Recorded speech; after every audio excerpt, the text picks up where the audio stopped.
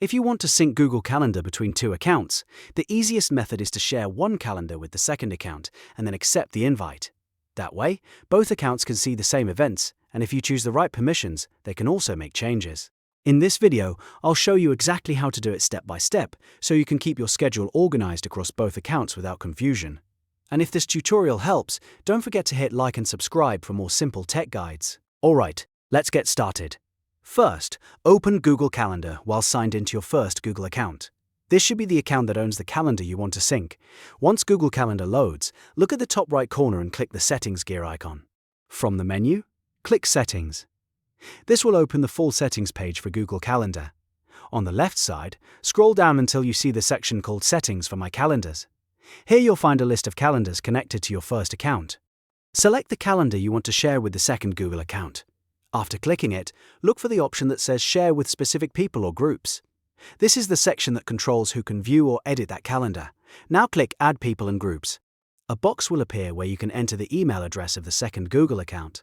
Type it carefully so the invite goes to the correct account. After adding the email address, you'll also need to choose the permission level. If you only want the second account to view the calendar, you can give it limited access. But if you want both accounts to fully sync events, choose Make Changes to Events. This is the best option if you want both accounts to add, edit, and delete events on the shared calendar. Once you've selected the correct permission, click Send. Google Calendar will now send an invitation to the second account.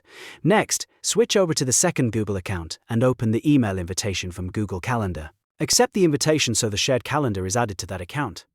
Once accepted, the calendar will start showing up in Google Calendar on the second account. You may find it under My Calendars or Other Calendars, depending on how Google displays it. At this point, both accounts can access the same calendar, and if you allowed editing permissions, both can manage events as needed. This is the simplest way to sync Google Calendar between two accounts without using any complicated tools or risky workarounds.